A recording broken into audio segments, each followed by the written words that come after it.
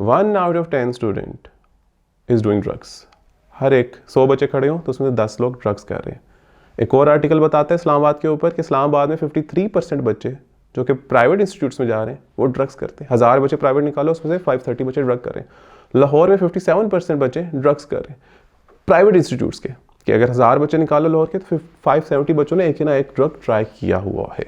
मुझे एक मेरे दोस्त बता रहे थे पिछले दिनों कि back in the school days 2005-6 में उनके क्लास फेलो को टीचर ने इतना मारा कि उस बच्चे का पेशाब निकल गया क्लास में। और फिर वो दोस्त खुद ही बताता है कि जब खुद 4th क्लास में था तो उसको फीमेल टीचर ने इतना मारा। क्यों मारा? क्योंकि वो कह रही थी टीचर आपने चीटिंग की। मेरा दोस्त कह रहा था मैंने चीटिंग नहीं की। कह रही थी आपने चीटिंग की, अगले बच्चे की चीटिंग की, आंसर सेम है। वो मारेगी, उसकी बात ना सुनी।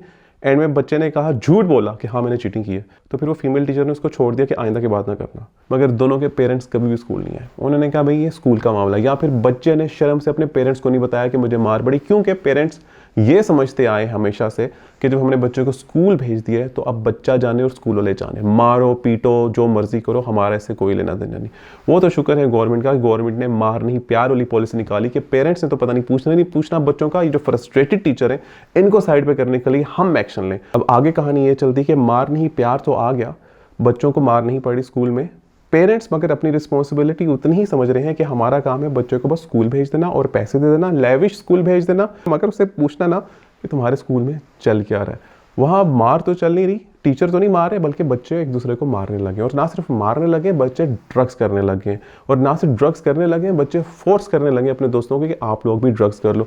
और पेरेंट्स देन अगेन इन सारी चीज़ों से पीछे हैं। वो समझते हैं कि उनकी रिस्पॉन्सिबिलिटी सिर्फ इतनी है कि उन्होंने बच्चे को एक महंगे स्कूल भेज दिया है, जो कि महंगा स्कूल उन बच्चों को बहुत महंगी तरबियत देगा। I am really sorry to say that, महंगा स्कूल बच्चों को तरबियत नहीं दे रहा, महंगा स्कूल बच्चों को डिग्री दे रहा है। और डिग्री के साथ तरबियत नहीं आती, तरबियत शुरू होती है घर में अम्मी अबू से। मगर वो रिस्पॉन्सिबिलिटी तो पेरेंट्स ने लेनी नहीं है। जब पेरेंट्स ये रिस्पॉन्सिबिलिटी नहीं ले रहे कि हम अपने बच्चे के साथ बैठकर पूछें कि उसको स्ट्रेस क्या है, उसके मसले तो नहीं चल रहे, वो बुली तो नहीं हो रहा, तो हाउ कैन यू एक्सपेक्ट कि एक एजुकेशनल इंस्टीट्यूट जो सिर्फ आपसे पैसे बटोरने बैठा हुआ है वो इस चीज़ की रिस्पॉन्सिबिलिटी ले ले कि हम तरबियत दे देंगे आपके बच्चों को जो आप नहीं दे पाए।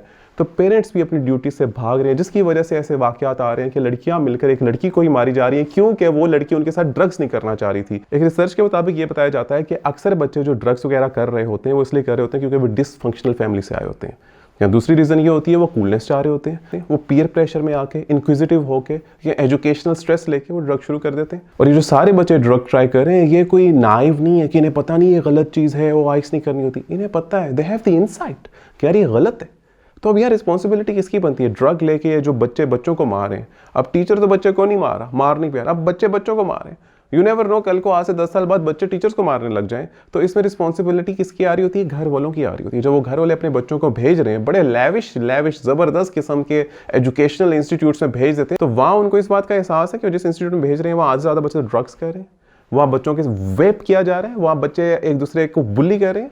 आप कहाँ की तरबियत दे रहे हैं ये बच्चों को? चलो घर वाले तो घर वाले, भाई अब्बा बिजनेस कर रहे हैं, अब्बा को कोई परवाह नहीं है। आप जिस अथॉरिटी के हवाले अपने बच्चों को कर रहे हो उनको भी जीरो फिक्र होती है भाई आपके बच्चे की। मैं हमेशा पाकिस्तान में यूथ में एजुकेशन को प्रमोट करने की बात करता हूँ, पढ़ाई से रिलेटेड बात करता हूँ, अच्छे किस्से हों, मज़ाहिया हों, जैसे मर्जी बताता हूँ। तो at the same time I guess it's my responsibility and it's your responsibility as well कि आपके इर्द गिर्द जो बच्चे स्कूल जा रहे हैं या आपने अपने बच्चे को स्कूल भेजना है, चाहे वो आपने नर्सरी क्लास में भेजना है या आपने 10th क्लास में भेजना है, तो मेक श्योर कि वो बच्चा किसी स्ट्रेस में नहीं है एंड मेक श्योर कि वो बच्चा गलत तरबियत में नहीं है।